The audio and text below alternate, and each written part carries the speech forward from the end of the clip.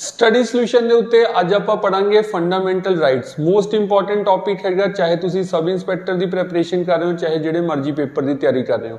तो 12 तो लैके 35 तक उन्ने आप करांगे फंडामेंटल राइट्स जिन्ने रिक्वायर्ड ने। 1 बाय 1 स्टार्ट करांगे। थोड़ा जिहा पहला समझ लैंदे फंडामेंटल राइट्स हुंदे की हैं। फंडामेंटल मतलब बेसिक, असेंशियल, नसैसरी।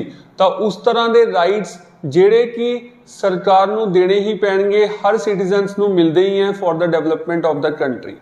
तो फंडामेंटल राइट्स ਦੇ ਵਿੱਚ ਆਪਾਂ बेसिक फीचर पढ़ते हैं, बेसिक करैक्टरिस्टिक पढ़ते हैं, ਇਹਦੀ मेन एक विशेषता पढ़ते हैं कि फंडामेंटल राइट्स आर जस्टिसेबल।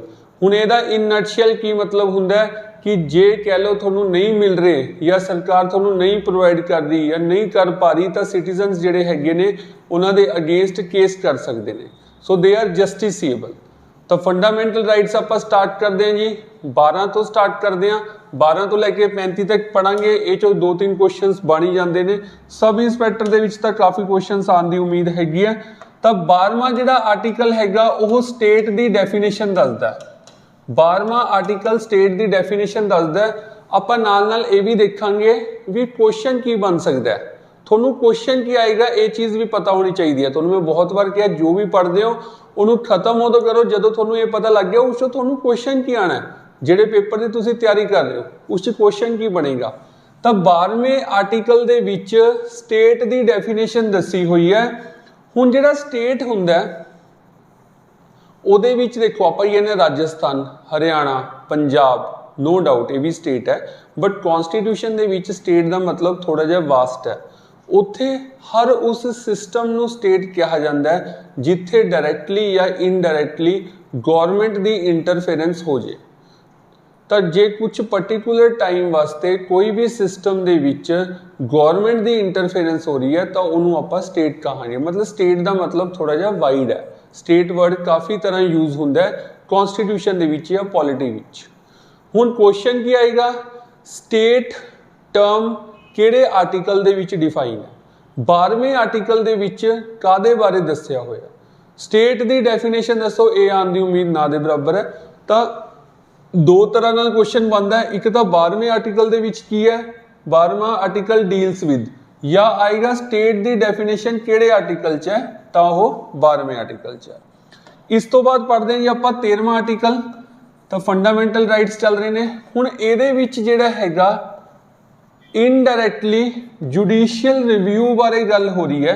की चीज़ है भी आप समझ लें।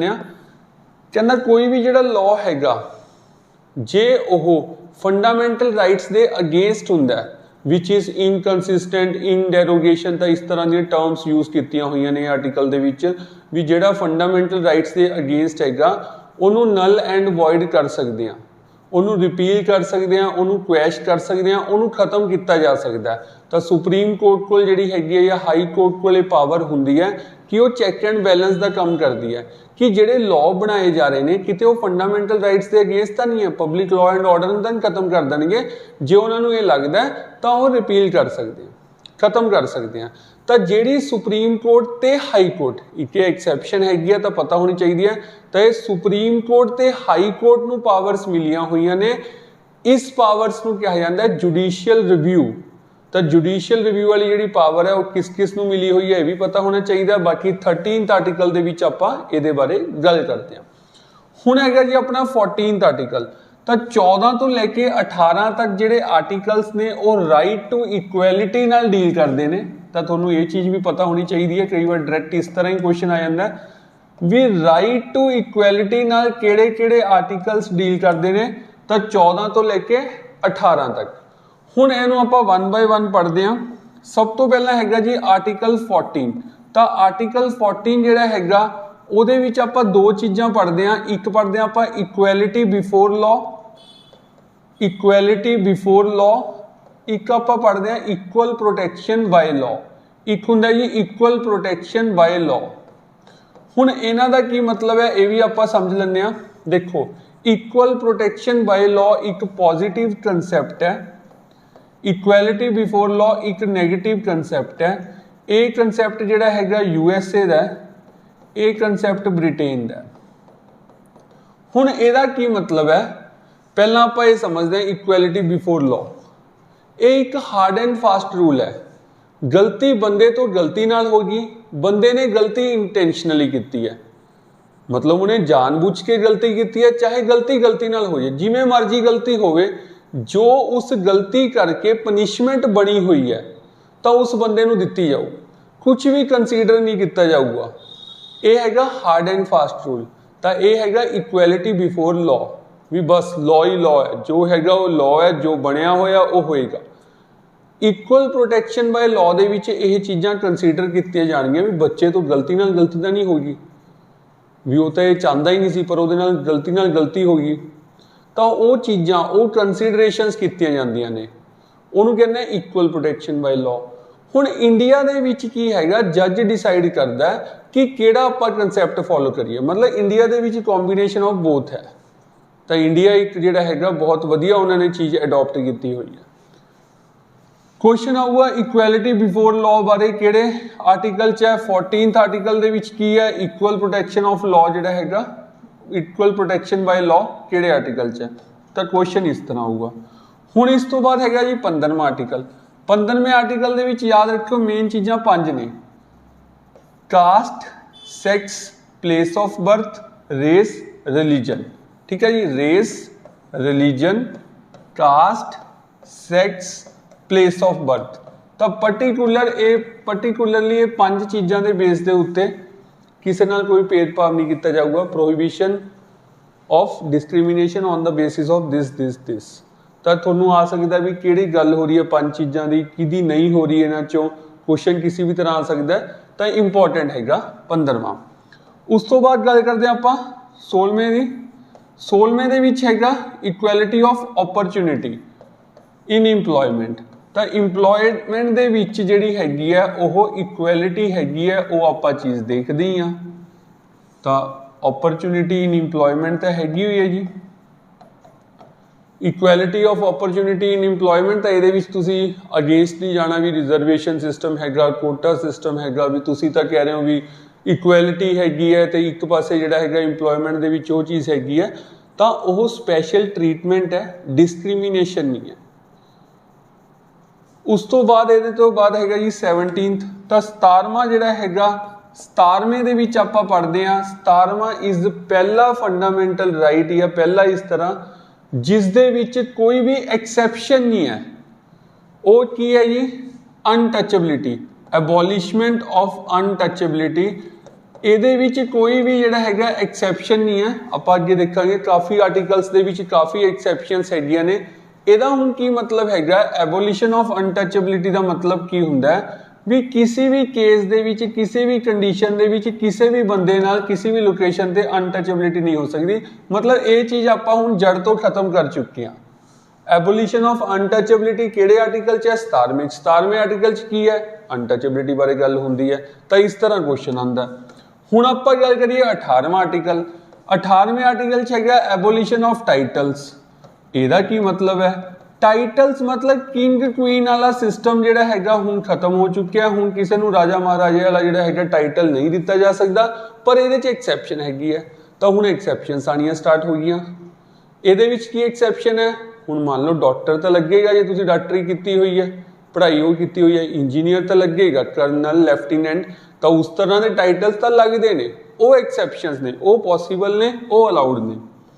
तो 14 तो लेके 18 तक हो गया अपना राइट टू इक्वैलिटी। हुण 19, 20, 21, 22 तो ये डील किस चीज़ नाल करते हैं? तुहानूं इहदा सब्जैक्ट पता होना चाहिए, कई बार डायरैक्ट यही क्वेश्चन आ जाता है। तो 19 तो 22 तक जिहड़ा हैगा आपां पढ़दे राइट टू फ्रीडम्स। हुण इहदे विच की हैगा, सब तो पहलां आपां पढ़ांगे 19वां। 19वें दे विच जिहड़ा हैगा राइट टू फ्रीडम दे विच जिहड़ा हैगा की पढ़दे आपां? Freedom of speech and expression. तो इस दे विच जिहड़ा हैगा तुसीं नोट्स नाल कंसीडर जरूर करियो। तुहानूं मैं जिहड़ा हैगा मेन चीज़ां दस रहा। तो उस तो बाद जो तुसीं बेसिक नोट्स देखोगे, शॉर्टेस्ट नोट्स देखोगे, तुहानूं अपने पूरा वधिया समझ आ जाऊगा, हमेशा लिए याद हो जाऊगा। तो freedom of speech and expression. Freedom of speech and expression का की मतलब होंदा है भी तुहानूं बोलण दा पूरा अधिकार है, जो मर्जी बोलो। पर इहदा मतलब ये नहीं भी जो मर्जी बोली जा रहे हो। ऑबवियसली एथिकल तो रहोगे, ये नहीं कुछ इस तरह बोलोगे भी पब्लिक लॉ एंड ऑर्डर ही खत्म हो गया। तो वो चीज़ का तुसीं ध्यान रखोगे। ਹੁਣ ਇਸ ਵਿੱਚ ਆਪਾਂ ਇੱਕ ਇਹ ਪੜ੍ਹਦੇ ਹਾਂ ਕਿ ਪਾਰਲੀਮੈਂਟ ਪ੍ਰਿਵਿਲੇजेस ਹੁੰਦੇ ਨੇ, ਪਾਰਲੀਮੈਂਟ ਨੂੰ ਜਿਹੜਾ ਹੈਗਾ ਖਾਸ ਬੈਨੀਫਿਟਸ ਦਿੱਤੇ ਹੋਏ ਨੇ, ਜਿਸ ਕਰਕੇ ਆਪਾਂ ਦੇਖਦੇ ਹਾਂ ਪਾਰਲੀਮੈਂਟ ਮਤਲਬ ਲੋਕ ਸਭਾ, ਰਾਜ ਸਭਾ, ਪ੍ਰੈਜ਼ੀਡੈਂਟ, ਤਾਂ ਉਹਨਾਂ ਨੂੰ ਜਿਹੜਾ ਹੈਗਾ ਖਾਸ ਬੈਨੀਫਿਟਸ ਦਿੱਤੇ ਹੋਏ ਨੇ, ਮਤਲਬ ਉਹਨਾਂ ਤੇ ਪਾਬੰਦੀਆਂ ਘੱਟ ਨੇ, ਉਹਨਾਂ ਨੂੰ ਬੋਲਣ ਦਾ ਹੋਰ ਵੀ ਜ਼ਿਆਦਾ ਅਧਿਕਾਰ ਹੈਗਾ, ਤਾਂ ਹੀ ਉਹ ਇੰਨਾ ਕੁਝ ਬੋਲ ਜਾਂਦੇ ਆ। ਤਾਂ freedom of speech and expression, express ਤੁਸੀਂ ਆਪਣੇ ਵਿਊਜ਼ ਕਿਸੇ ਵੀ ਤਰ੍ਹਾਂ ਕਰ ਸਕਦੇ ਹੋ ਜੀ, पेंटिंग के थ्रू कर सकते हो, सोशल मीडिया के थ्रू कर सकते हो, बोल के कर सकते हो, सुना के कर सकते हो, जिमें मर्जी कर सकते हो, तो वो चीज़ अलाउड है। उमें जिहड़ा हैगा freedom of residence, freedom of expression and speech and expression हो गया जी पहला, फिर उस तो बाद हैगा freedom of residence. Freedom of residence दे विच की हुंदा, जिथे मर्जी रहो, आज़ादी है पूरी, पर जे तुसी नैशनल पार्क्स जा रहे हो, डिफेंस एरिया जा रहे हो, उत्थे तां जिहड़ी हैगी परमिशन लैनी हो पेगी, तो उत्थे तुसी ये नहीं कहोगे साडा फंडामेंटल राइट जिहड़ा हैगा वो वायलेट हो रहा, ठीक है जी। उस तो बाद हैगा फ्रीडम ऑफ एसोसीएशन, एसोसीएशनस तो तुसी सुनदे हो जी, जिहड़ियां यूनीवर्सिटीज़ च बनदियां ने, ग्रुप्स बनते ने, तो वो अलाउड ने, यूनीयंस बनदियां ने तो वो अलाउड ने, कीती जा सकती है। तो इस तरह जिहड़ी आपां फ्रीडम्स पढ़ते हैं, freedom of speech and expression हो गया, फ्रीडम ऑफ रेजिडेंस हो गया, फ्रीडम ऑफ एसोसीएशन हो गया।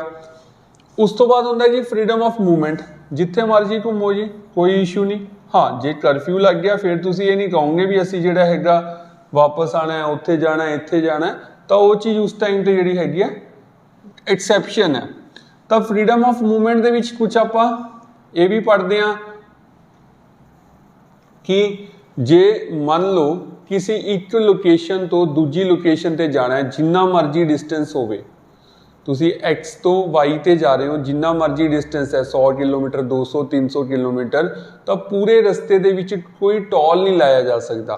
कंडीशन ये हैगी है भी इस पूरे रस्ते ते जान दा सिर्फ एक रस्ता है, होर कोई इनडायरैक्ट रस्ता ही नहीं है। मतलब मान लो एक एक्स लोकेशन है, एक वाई लोकेशन है, डिस्टेंस चाहे जिन्ना मर्जी है, इत्थों जान दा सिर्फ एक रस्ता है, होर कोई रस्ता ही नहीं है जान दा, तो ये पूरे रस्ते दे विच टोल नहीं लाया जा सकता, नहीं तो फिर वो freedom of movement they against हो जाएगा। तो इस तरह आप 19 दे विच जिहड़ा हैगा फ्रीडम्स पढ़ते हैं, ठीक है। तो इस चीज़ नूं आपां जिहड़ा हैगा कंटिन्यू करांगे, नैक्सट वीडियो दे विच तुहानूं मिल जाएगा, आपां फंडामेंटल राइट्स कंप्लीट करांगे। Wish you all the best, thank you.